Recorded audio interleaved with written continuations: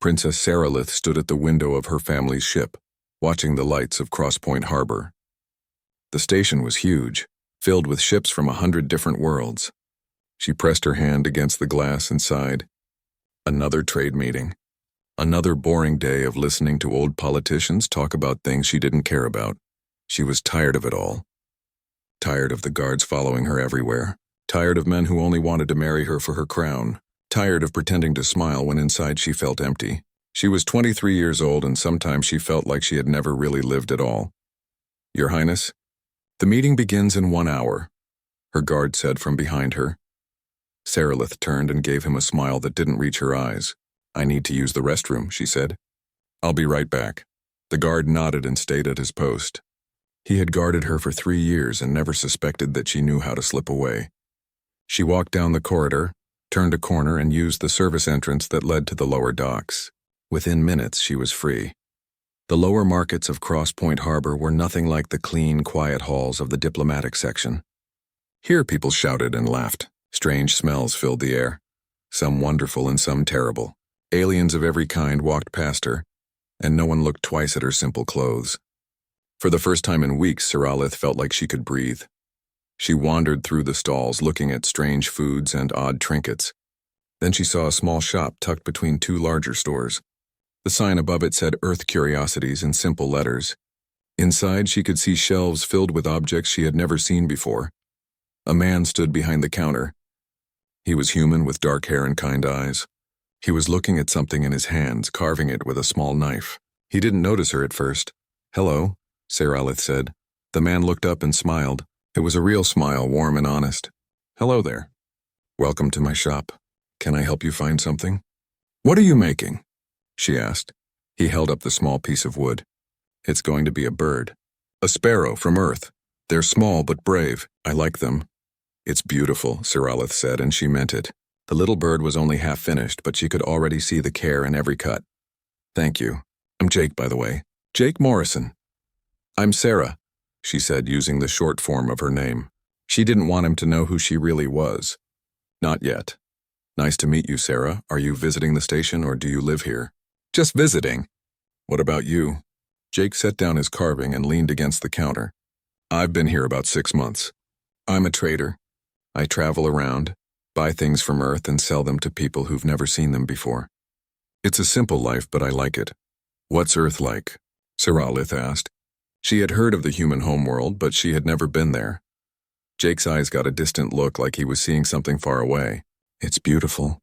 We have big oceans that go on forever, mountains that touch the sky, forests where the trees are so old they were here before any of us, and the sunsets. I've traveled to 50 worlds and nothing compares to an Earth sunset." They talked for over an hour. Jake told her about Earth's seasons, about snow and rain and the smell of flowers in spring. He told her about human poetry and music. He made her laugh with stories about the strange things that happened in his shop. And he listened when she talked, really listened, like her words mattered. When Saralith finally left, she felt lighter than she had in years. She returned to the ship just in time for dinner, and her guards never knew she had been gone. The next day, she went back to the shop, and the day after that. Every time her family's ship docked at Cross Point Harbor, she found a way to slip away and visit Jake. Sometimes they talked. Sometimes they just sat together in comfortable silence while he carved and she read books he gave her about Earth. Jake never asked about her family or where she came from. He treated her like a normal person, and that was the greatest gift anyone had ever given her. He showed her human music through his old audio player. He taught her phrases in English. He shared his simple meals with her, food he cooked himself in the tiny room behind his shop. 3 months passed like a dream. Saralith felt herself falling in love with this quiet man who carved birds and talked about the beauty of rain. One day, Jake gave her the little wooden sparrow he had been carving the day they met. "I finished it," he said. "I want you to have it." Saralith held the tiny bird in her hands. It was perfect. Every feather was carved with such care that it looked like it might fly away. "Jake, this is too beautiful." "I can't take it. Please," Jake said. "It reminds me of you, small but brave." That night, Saralith cried in her room on the ship. She held the wooden bird and knew she couldn't keep lying to him. But she was also afraid. What would he think when he learned she was a princess? Would he still look at her the same way? The next time she visited his shop, Jake was waiting for her with nervous energy. He took her hands in his. "Sarah, I know we haven't known each other very long, and I know I'm just a simple trader with nothing much to offer, but I've never felt about anyone the way I feel about you. Would you marry me?" He pulled out a simple silver ring. It wasn't expensive or fancy. It was just a plain band, but to Sarah Lith it was more precious than all the jewels in her father's treasury. "Yes," she whispered. "Yes, I'll marry you. But Jake, there's something I need to tell you first." She told him everything. About being a princess. About her family's empire. About the crown and the politics and the life she was supposed to live. Jake listened without interrupting, his face growing more and more shocked. When she finished, there was a long silence. Saralith felt her heart breaking. She had ruined everything. Then Jake squeezed her hands. "I don't care about any of that," he said. "I fell in love with you, Sarah. Not with a princess, just you. If you'll still have me, I still want to marry you." Saralith threw her arms around him and held on tight. "I love you," she said. "I love you so much." But convincing her family was another matter entirely. When she brought Jake to meet her father, Emperor Valthor, the reaction was exactly what she feared. Her father was furious. Her mother cried.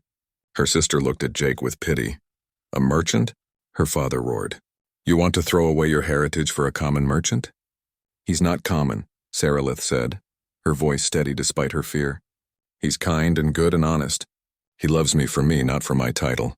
The emperor paced back and forth. Finally, he stopped and looked at his daughter with hard eyes. "If you marry this human, you give up your right to the throne. You will no longer be in line to rule. Do you understand?" "I understand," Saralith said. She looked at Jake, who stood beside her quietly. "And I accept." The wedding was small and simple, nothing like the royal ceremony it should have been. Only a few people attended. But when Jake put the silver ring on her finger and kissed her, Saralith felt happier than she ever had in the palace. They left the Valtorian Empire and made a home on New Haven, a quiet colony world where no one cared about titles or crowns. Jake opened a small shop, and Saralith taught at a local school. For 6 months they lived a peaceful, simple life. Saralith thought they would be happy forever. She didn't know that everything was about to change. Life on New Haven was everything Saralith had dreamed of. She woke up every morning next to Jake and felt grateful. No guards watching her every move. No boring meetings about treaties and trade agreements. Just a simple life with the man she loved. Jake's shop did well enough to pay their bills. He sold Earth items to curious aliens who visited the colony. Saralith worked at the local school, teaching young children about the different worlds in the galaxy. In the evenings, they would cook dinner together and talk about their day. But sometimes Saralith noticed strange things. Jake would disappear for hours, saying he needed to take a walk. He would come back tired with dirt on his clothes. When she asked about it, he would just smile and say he liked to explore the hills outside the colony. Sometimes messages would come through on his old communication device. They were encrypted, showing only numbers and symbols. When Saralith asked about them, Jake said they were from old business contacts. Nothing important. She wanted to believe him. She did believe him mostly. But a small part of her wondered what he wasn't telling her. 6 months after they moved to New Haven, everything changed. Saralith was teaching her class when the emergency alarm started blaring. Everyone stopped and looked up at the ceiling, confused. The alarms hadn't gone off since Saralith arrived on the colony. The school director rushed into the classroom. "Everyone to the shelters," she said, her voice shaking. "Now." Saralith helped get the children to safety, then ran home to find Jake. Their small house was on the edge of the colony, a 15-minute walk from the school. She ran the whole way, her heart pounding. Jake was standing in their doorway watching the sky. When he heard her coming, he turned. His face was calm, but his eyes were sharp and focused in a way she had never seen before. "What's happening?" Saralith asked, trying to catch her breath. "The creche," Jake said simply. "They're here." Saralith felt her blood turn cold. The creche Dominion. She had heard the reports over the past few weeks. They were a brutal empire of raiders and slavers.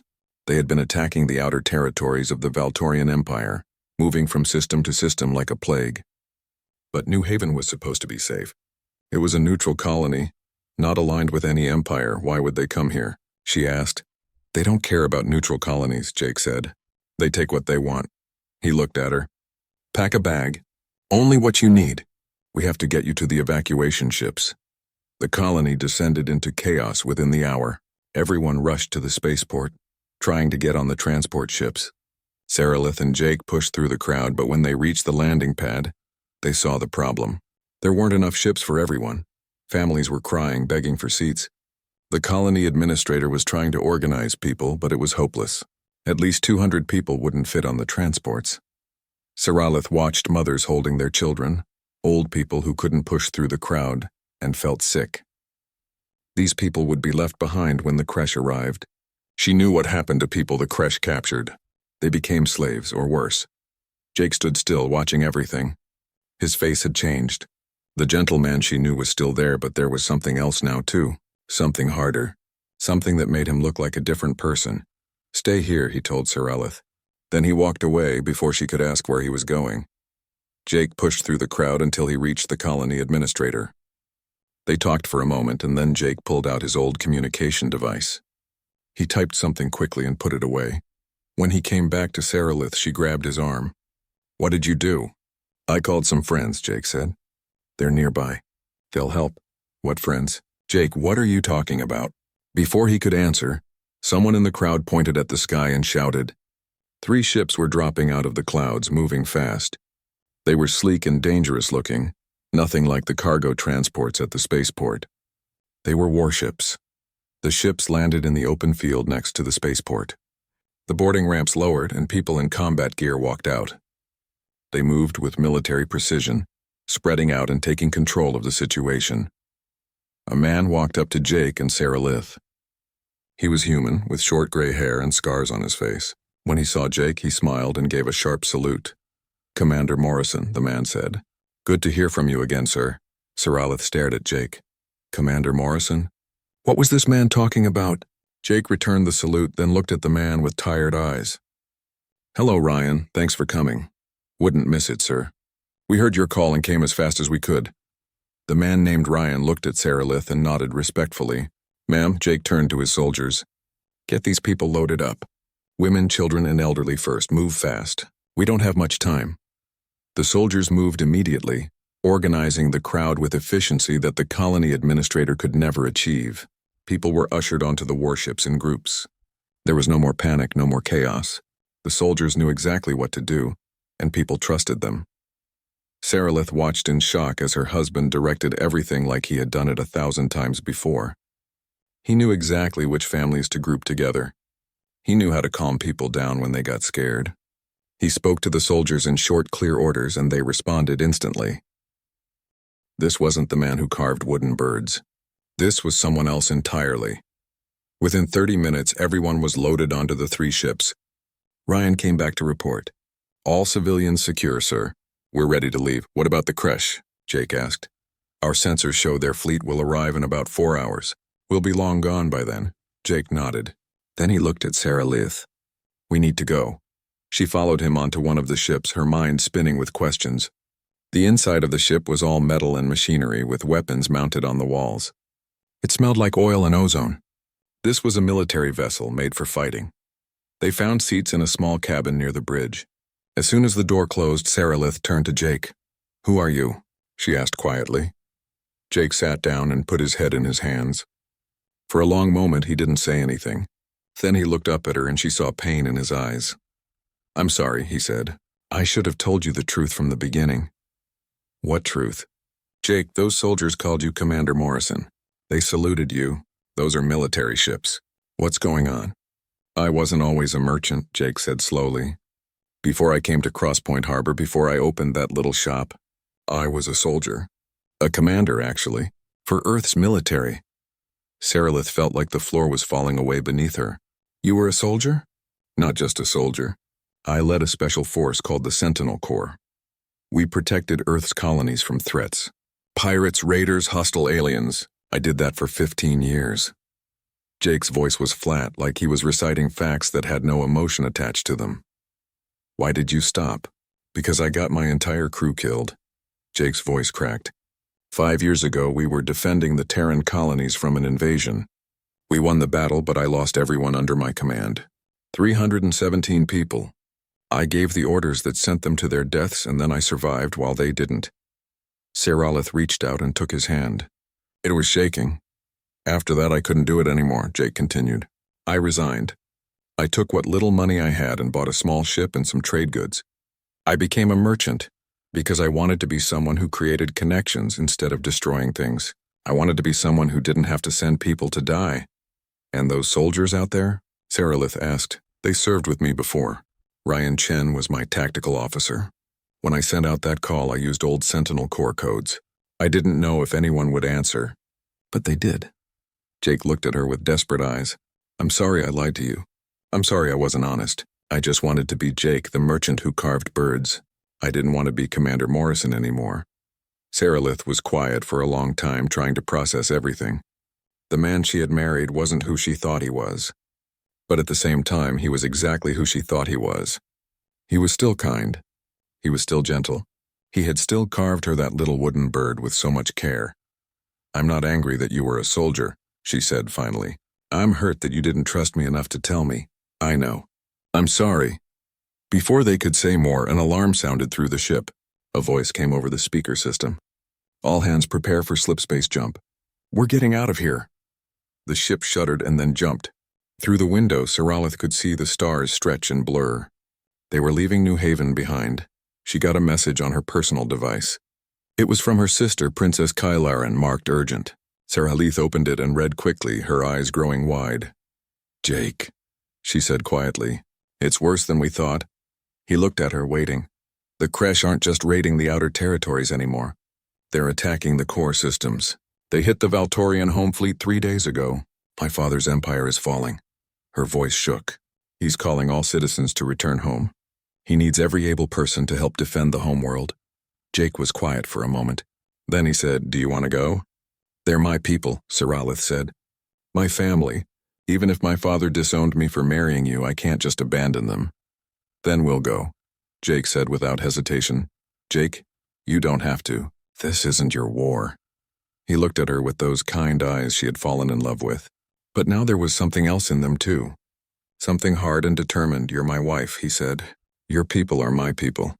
And besides, he looked away. I ran from being a soldier for 5 years. Maybe it's time I stopped running. The ship carried them toward Valtoria Prime, toward a war that neither of them wanted but couldn't avoid. Saralith held Jake's hand and wondered what would happen when they arrived. Would her father even accept their help? Would Jake have to become Commander Morrison again? And most importantly, what else didn't she know about the man she married?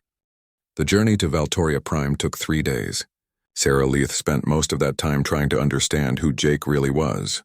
He answered her questions patiently, telling her about his years in the military, the battles he had fought, the places he had seen. But there was a sadness in his voice that made her heart ache. When they finally arrived at Valtoria Prime, Saralith was shocked by what she saw. The beautiful capital world she remembered was preparing for war. Military ships filled the sky. Defense platforms surrounded the planet like a metal shell. People rushed everywhere with weapons and supplies. Her family's palace looked the same on the outside, but inside, everything had changed. The grand halls were now filled with soldiers and strategic displays. The throne room had been converted into a command center. Emperor Valthor stood in the middle of it all, looking older and more tired than Saralith had ever seen him. When she walked in with Jake, her father's eyes went cold. So you've come back, the Emperor said, and you brought your merchant husband. Father, we came to help, Saralith said, keeping her voice respectful. Help? What help can a merchant possibly give us? Her father gestured at the displays showing the Kresh fleet positions. We're facing the largest invasion in our history. We need warriors, not shopkeepers. Jake stood quietly beside Saralith, saying nothing. She noticed that several of the military commanders were looking at him with curious expressions. Let us try, Saralith pleaded. Please, Father. The Emperor waved his hand dismissively. Fine, but stay out of the way. The War Council meets in 1 hour. You may observe, but do not speak unless spoken to. The War Council chamber was a large room filled with holographic displays. Generals and admirals stood around a central table, showing the positions of their forces and the approaching Kresh fleet. The numbers were frightening. The Kresh had over 1,000 ships. The Valtorian Defense Force had barely 200. Saralith sat in a corner with Jake watching as the military leaders argued about strategy. Every plan they suggested had the same problem.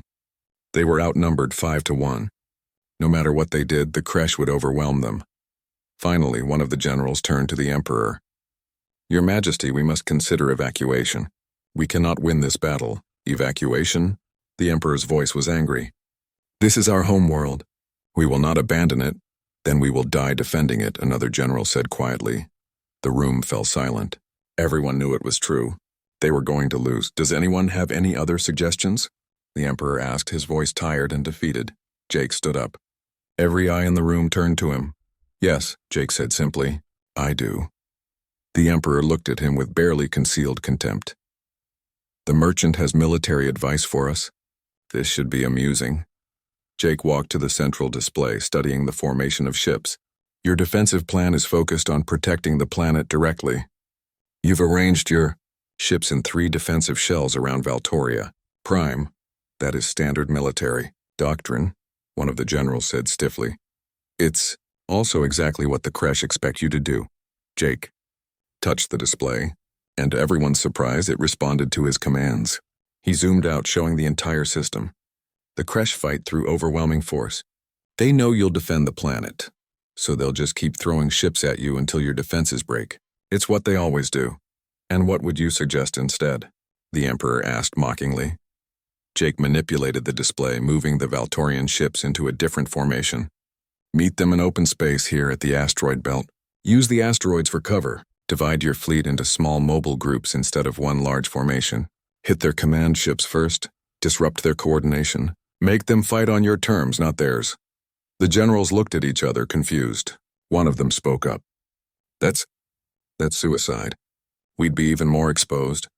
"No," Jake said calmly. "You'd be unpredictable. The Kresh rely on their enemies being afraid, hiding behind defenses. They don't know how to respond when someone attacks first." He looked at the Emperor. "You can't win by defending.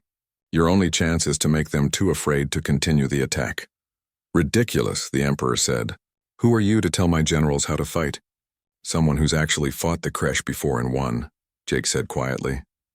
The room went silent. Everyone stared at Jake. "What did you say?" one of the admirals asked. "I said I fought the Kresh before. 7 years ago they tried to raid the Terran colonies in the Outer Rim.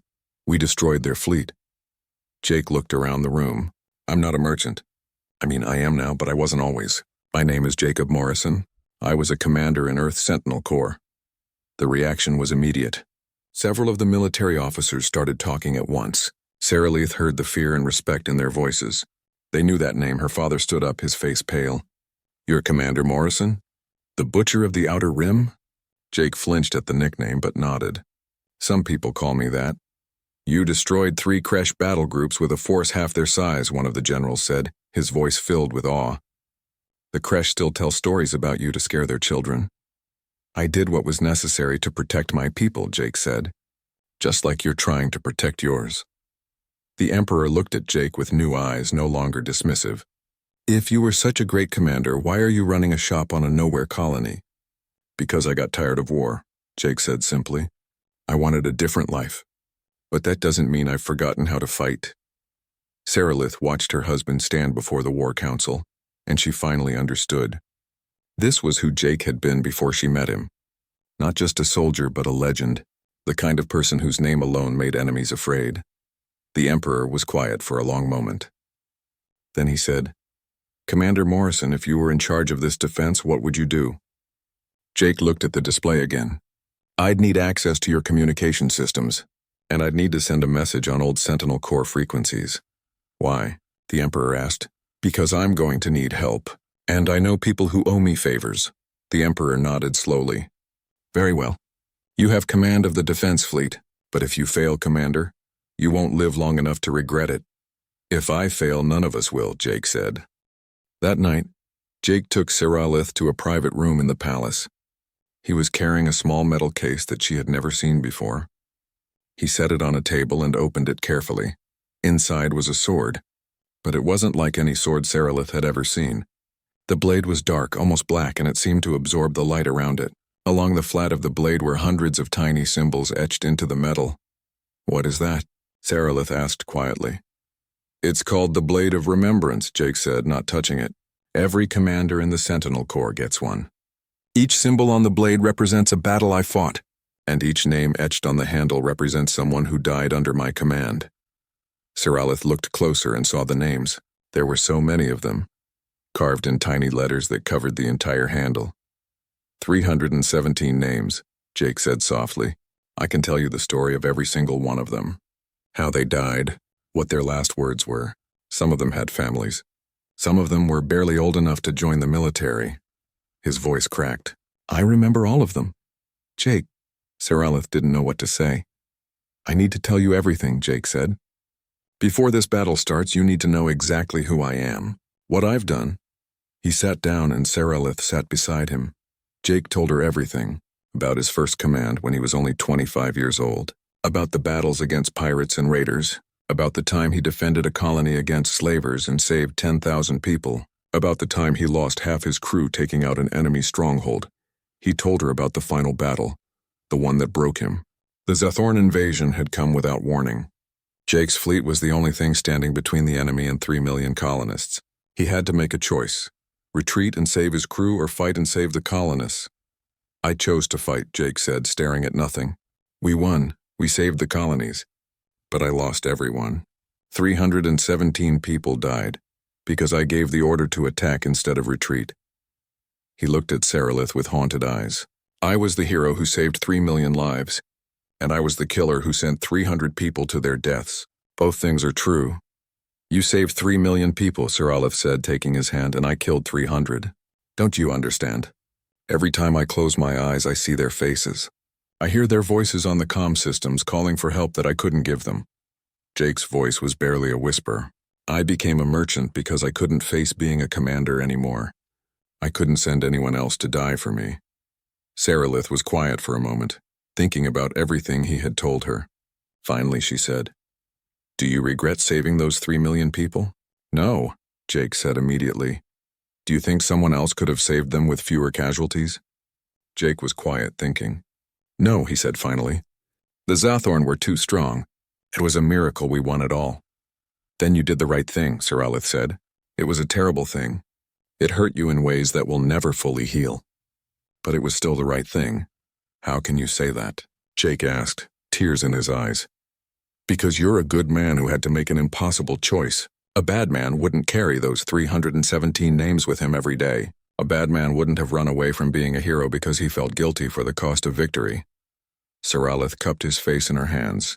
You're not a killer, Jake. You're a protector who paid a terrible price for protecting others. Jake closed his eyes, and tears ran down his face. I don't want to be that person again. I don't want to send people to die. I know, Siralith said softly, but the Kresh are coming. If you don't fight, my people will die. Your choice now is the same as it was then. Run and save yourself or fight and save others. Jake opened his eyes and looked at the sword in the case. If I do this, more people will die. I'll have more names to add to this blade. Yes, Siralith said honestly. But if you don't do it, everyone will die. Jake reached out and touched the sword's handle, his fingers tracing the names carved there. I'm scared, he whispered. I know, Siralith said. But I'll be with you. Whatever happens, we'll face it together. Jake picked up the sword, and as he did, something changed in his face. The gentle merchant she loved was still there, but now she could see the warrior underneath. Both were real. Both were him. I'm sorry, Jake said. Sorry that you had to find out like this. Sorry that I lied to you. You didn't lie, Siralith said. You just didn't tell me everything. And I understand why. She smiled at him. I fell in love with a man who carved wooden birds and talked about Earth's oceans. That man is still here, but now I know he's also the man who will do whatever it takes to protect the people he loves. Jake pulled her into his arms and held her tight.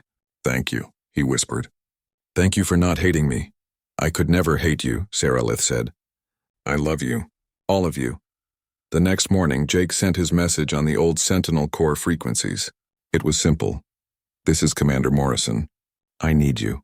By evening, the responses started coming in. Ships began appearing in the Valtoria system. Not military vessels from Earth, but private ships commanded by people who had once served under Jake. They came from across the galaxy, dropping everything to answer his call. Saralith stood beside Jake as he watched the ships arrive. "How many are coming?" she asked. "I don't know," Jake said. "Maybe none. Maybe all of them." He paused. "They don't have to come. They all have lives now, families, careers. I'm asking them to risk everything." But they came, one by one, then in groups. 48 hours before the creche were scheduled to arrive, Jake had 200 human ships and 30,000 soldiers. Every single one of them was there because they believed in him. Ryan Chen was the first to arrive, and when he saw Jake wearing the Blade of Remembrance, he saluted sharply. "Commander Morrison, the Sentinels are ready to serve." Jake returned the salute. "Thank you for coming, Ryan, all of you." "Wouldn't be anywhere else, sir," Ryan said with a grin. "Besides, we heard you got married. We had to come meet the woman who finally caught you." The preparations began. Jake worked 20 hours a day, coordinating with the human forces and the Valtorian military. The Valtorian generals were shocked by how efficiently the humans worked. Every order was carried out perfectly. Every position was held with discipline. Saralith served as the bridge between the two forces, translating not just languages, but cultures. She helped the Valtorians understand human military thinking. She helped the humans understand Valtorian honor codes. And every night she held Jake while he stared at his sword and whispered the names of the people he had lost. She couldn't take away his pain, but she could be there with him in it. The creche were coming, and this time, they would face humanity's finest warriors, led by the man they feared most. Commander Morrison had drawn his sword. The creche fleet arrived exactly when the intelligence report said they would. Over 1,000 ships dropped out of slipspace at the edge of the Valtoria system, their hulls painted with symbols of death and conquest. They moved in a massive formation, confident and unstoppable. On the bridge of the flagship Remembrance, Jake stood watching the tactical display.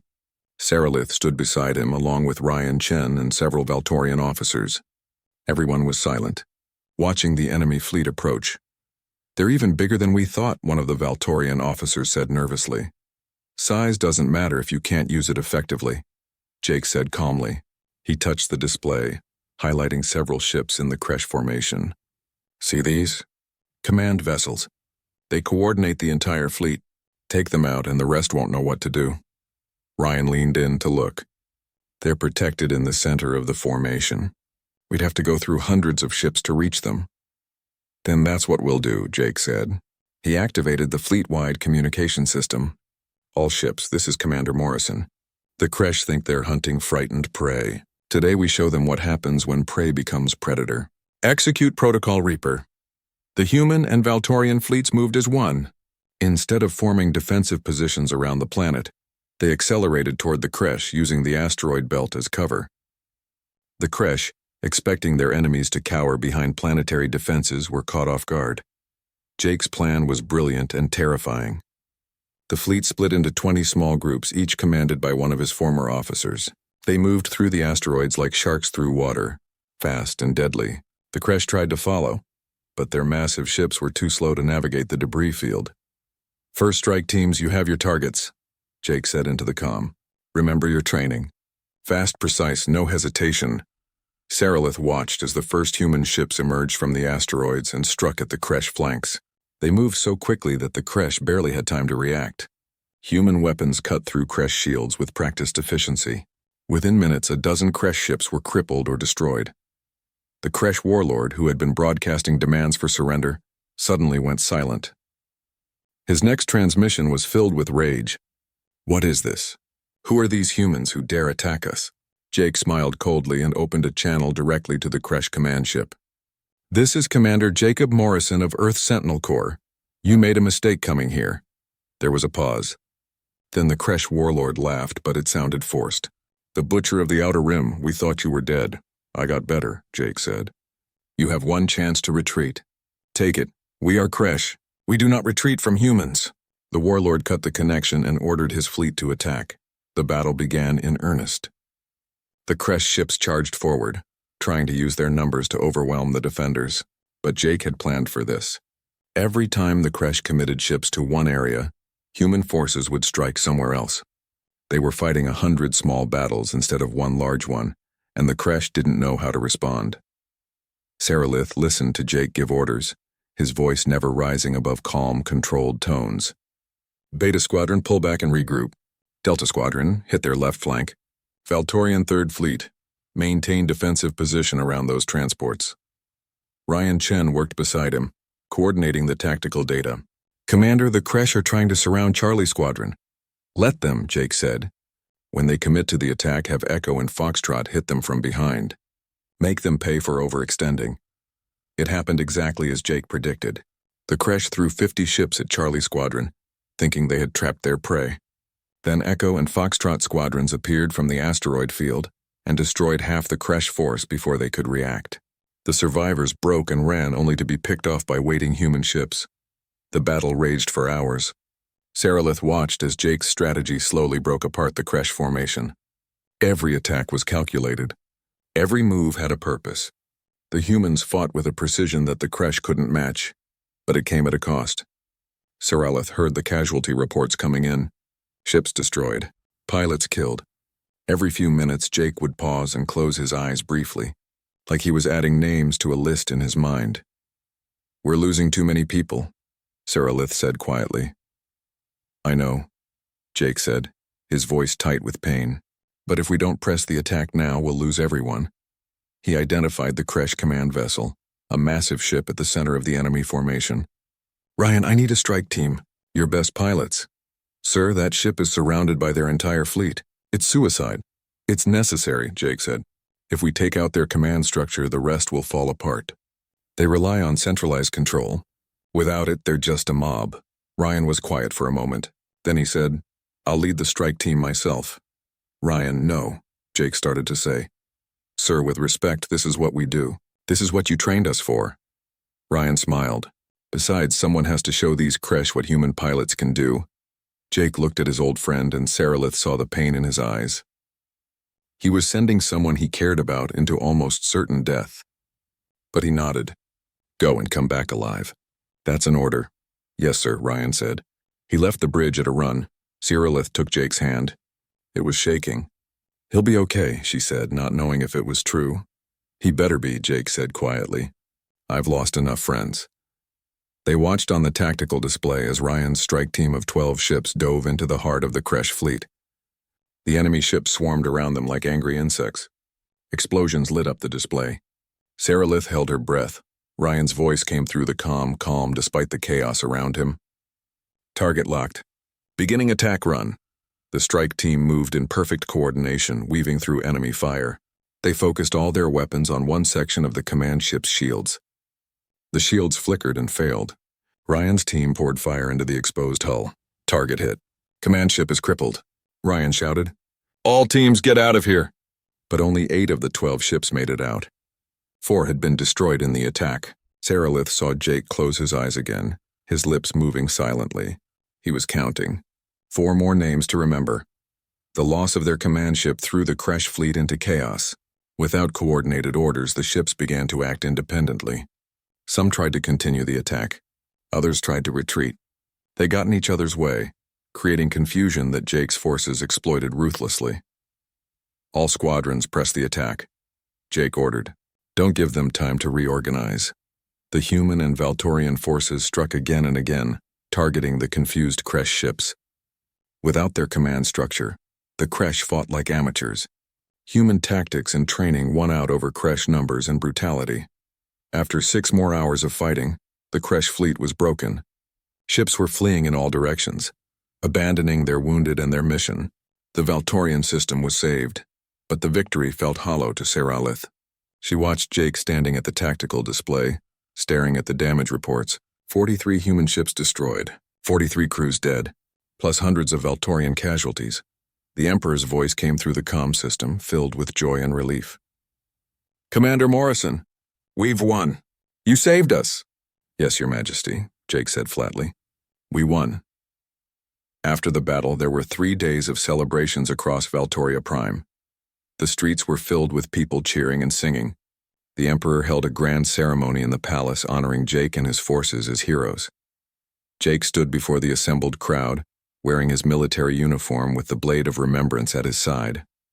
The Emperor placed a medal around his neck and proclaimed him a defender of the Valtorian Empire. Everyone cheered and applauded. Saralith watched her husband smile and accept the honors, but she could see the emptiness in his eyes. This wasn't a celebration for him. It was a funeral for the people who died under his command. The Emperor offered Jake a position as Supreme Military Commander of the Valtorian forces. It was an incredible honor, one that would make Jake one of the most powerful people in the Empire. Jake politely declined. "Your Majesty, I came here to protect my wife's people, not to rule them. I'm grateful for the honor, but I must refuse." The Emperor looked surprised but nodded. "Very well. But know that you will always have a place of honor here." That night, Saralith found Jake alone in their quarters. He was sitting on the floor, his sword laid out in front of him. He had a small engraving tool in his hand and was carefully adding new symbols to the blade. "Jake," Saralith said softly. He didn't look up. 43, he said quietly. 43 more names to remember. 43 families who will never see their loved ones again because I gave the order to attack. Saralith sat down beside him. "You saved millions of people." "I know," Jake said. "But that doesn't make it hurt less." He set down the engraving tool and looked at her with haunted eyes. "Do you know what the worst part is? I'm good at this. I'm really, really good at sending people to die. And that terrifies me." "You're good at protecting people," Saralith corrected gently. "There's a difference." "Is there?" Jake picked up the sword, running his fingers along the newly engraved symbols. "Sometimes I wonder if I'm just lying to myself, telling myself I'm a hero when I'm really just a killer who's good at justifying what I do." Saralith took his face in her hands and made him look at her. "Listen to me. A killer wouldn't carry those names with him. A killer wouldn't feel pain for every loss. A killer wouldn't have tried to run away from war because he couldn't bear the cost of victory." She kissed his forehead. "You're a good man, Jake Morrison. A good man who has to do terrible things to protect the people he loves." Jake closed his eyes, tears running down his face. "I don't want to be this person anymore. I want to go back to being the merchant who carved birds and sold earth trinkets. I want to be the man you met on Crosspoint Harbor." "That man is still here," Saralith said. "He never left. You're both people, Jake. The warrior and the artist. The commander and the merchant. You don't have to choose between them. They're both you." "How can they both be me?" Jake asked desperately. "How can I be gentle and kind and also be someone who can order people to their deaths without hesitation?" "Because humans are complicated," Saralith said. "You told me once about Earth's oceans, how they can be calm and beautiful one day and violent and destructive the next, but they're always the ocean. You're like that. You can be gentle with the people you love and fierce with the people who threaten them. That's not a contradiction. That's just being human." Jake was quiet for a long time, thinking about her words. Finally, he said, "I don't know if I can do this again. I don't know if I can be Commander Morrison anymore." "You don't have to decide right now," Saralith said. "The battle is over. We can rest," but even as she said it, she knew it wasn't true. Both of them knew it. The Kresh wouldn't give up. They would regroup and come back stronger. This battle was just the beginning of a larger war. Jake seemed to know it too. He looked at his sword, at all the names carved into it, and Saralith saw him accept something. A decision he didn't want to make, but knew he had to. "They're going to come back," Jake said quietly. "The Kresh won't forgive this humiliation. They'll gather their entire empire and come for us. For Earth, for Valtoria, for every world that stood against them." "Yes," Saralith said. She wouldn't lie to him. "I can't let that happen," Jake said. "I can't hide and pretend I'm not who I am while people die because I was too afraid to fight." "I know," Saralith said. Jake stood up, holding his sword. He looked at Saralith with eyes that held both sadness and determination. "I have to be Commander Morrison again.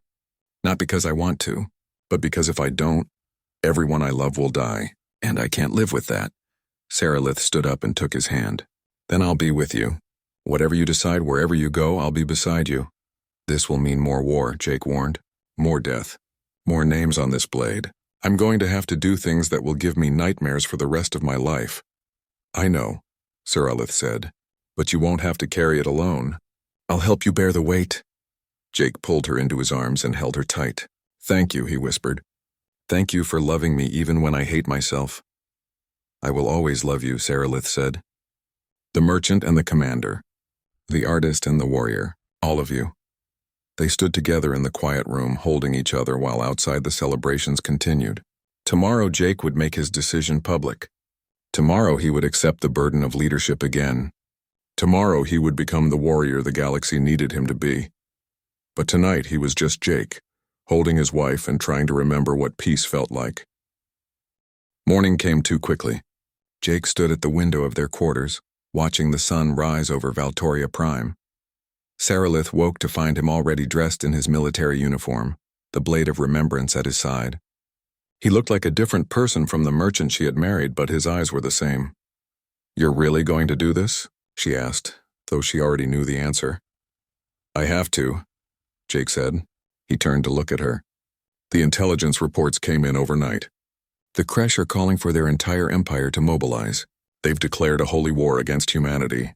They won't stop until Earth is destroyed. Sarilith got out of bed and went to stand beside him. "How long do we have?" 6 months, maybe. Maybe less. Jake took her hand. "I'm going to reform the Sentinel Corps. Earth's government has already approved it. They want me to lead the defense. And you said yes. I said I would, but only on my terms." Jake squeezed her hand. "No suicide missions. Every life valued. We fight to protect, not to conquer.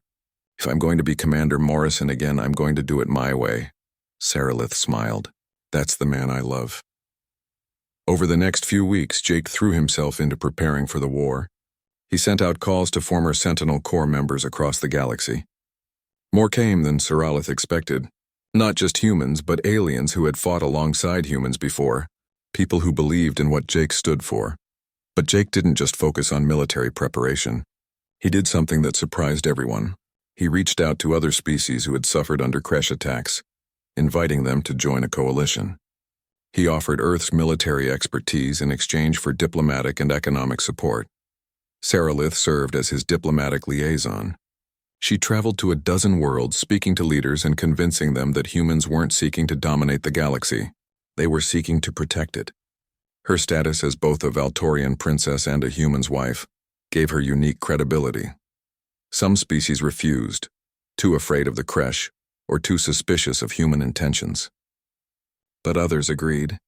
The Valtorian Empire was the first to formally ally with Earth, followed by the Terran colonies, then the Meridian Confederacy, and slowly others. Emperor Valthur, who had once dismissed Jake as a common merchant, now worked closely with him to coordinate the alliance. The Emperor had learned to respect Jake's tactical genius and his genuine desire to protect rather than rule. One day, Sarilith found Jake in his office, staring at a holographic display of the Allied forces. "What's wrong?" she asked. "I'm counting," Jake said quietly. 30,000 human soldiers. Another 50,000 from allied species. Against a Kresh empire of billions, he shook his head. "The numbers are impossible." "You've won impossible battles before," Sarilith reminded him. "I've also lost people in those battles," Jake said. He turned to look at her and she saw the fear in his eyes. "What if I fail? What if all these people who trust me die because I made the wrong decision?" Sarilith walked over and took his hands. "Then you'll remember their names and you'll honor them by living the life they died to protect." "That's all any of us can do," Jake pulled her close. "I don't know what I did to deserve you." "You carved me a wooden bird and talked to me like I mattered," Sarilith said simply. That was enough. Ryan Chen entered the office, saluting.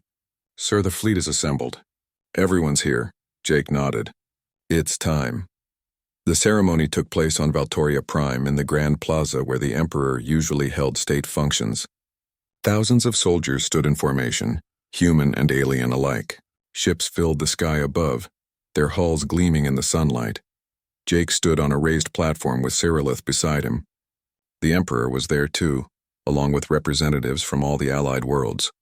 The crowd fell silent as Jake stepped forward to speak. "I didn't want to be here," Jake said, his voice carrying across the plaza through amplifiers.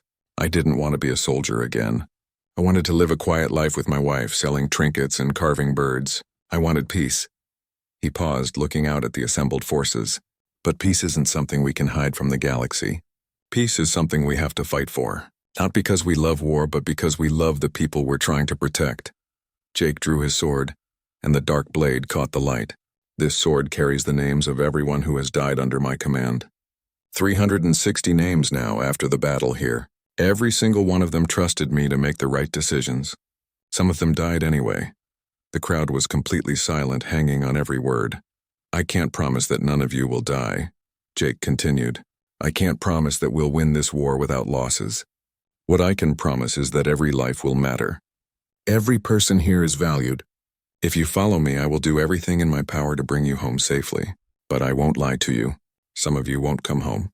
And if you don't, I will remember your names for the rest of my life. He held the sword up high. I draw this blade not for glory or conquest, but for the people who cannot fight for themselves. I draw it to protect the innocent, to defend the weak, to ensure that everyone in this galaxy can live free from fear. This is the burden of the Sentinel, and I bear it willingly. Jake lowered the sword and looked directly at the assembled soldiers. The Kresh think they're coming to destroy humanity. They think we're soft because we value peace. They're wrong. We value peace because we know the cost of war, and we will pay that cost to protect the people we love. The plaza erupted in cheers. Soldiers saluted. Ships overhead fired their engines in salute.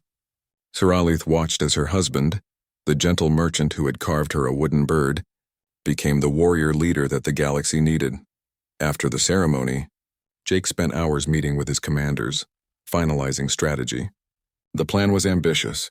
Instead of waiting for the Kresh to attack, they would take the fight to enemy territory.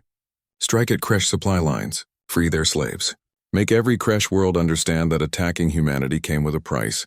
It was risky. It was aggressive. It was exactly the kind of strategy that made other species nervous about humans. But it was also the only way to win. Saralith worked alongside him, helping coordinate the diplomatic efforts. Every military victory needed to be matched with diplomatic progress. They weren't just fighting a war. They were building a new kind of galaxy, one where protection and cooperation mattered more than conquest and domination. The night before the fleet was scheduled to depart, Jake and Saralith were alone in their quarters. Jake was packing his things, moving with the efficient precision of a soldier preparing for deployment.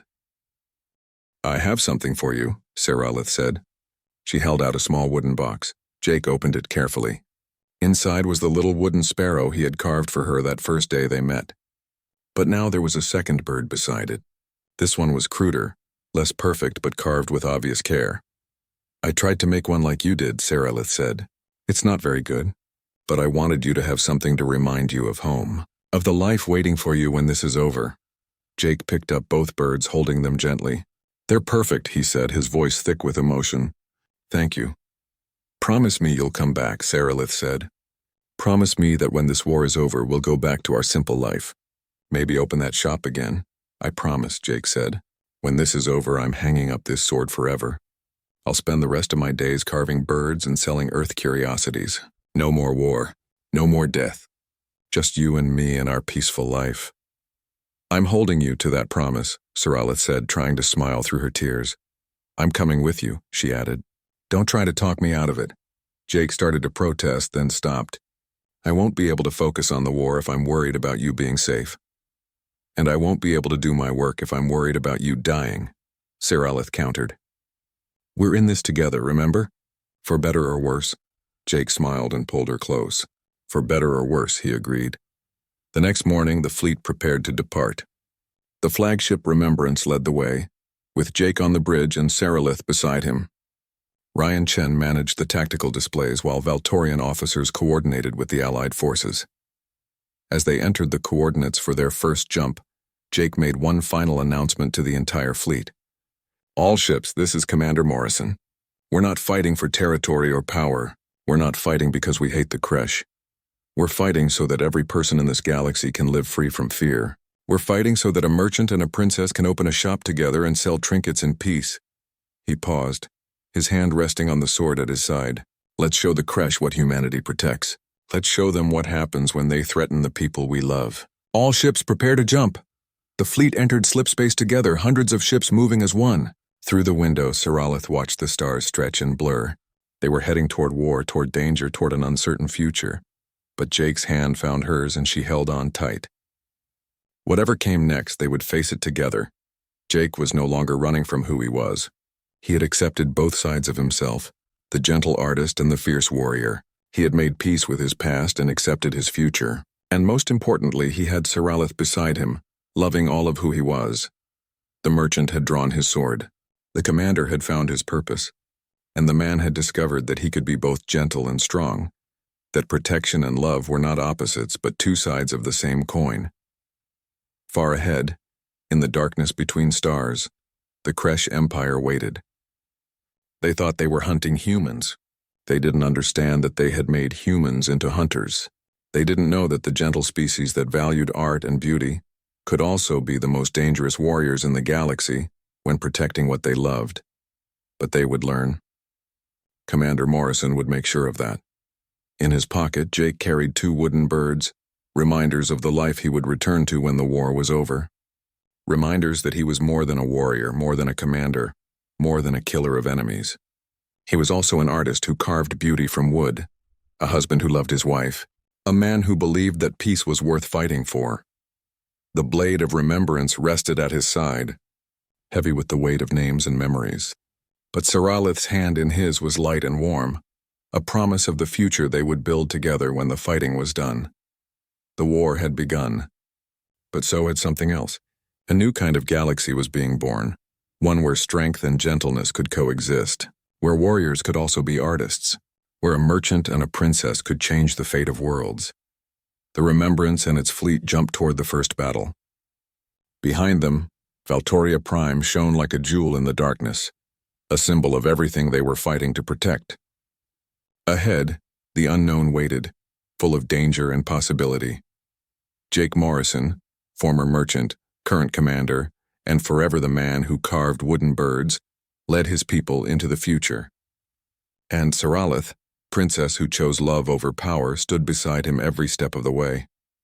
Their story had begun with a simple meeting in a small shop on a crowded station. It had grown into something larger than either of them could have imagined. And though they didn't know how it would end, they knew they would face it together, for better or worse. In war and in peace, as merchant and commander, princess and diplomat, artist and warrior, but most importantly as husband and wife, partners who had chosen each other and would never let go. The stars stretched ahead, full of promises and challenges, and Jake Morrison, holding his wife's hand and carrying his sword, sailed toward them with hope in his heart and determination in his eyes.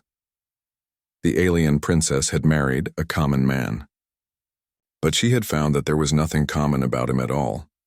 He was extraordinary in his gentleness and his strength, in his art and his war, in his love and his sacrifice.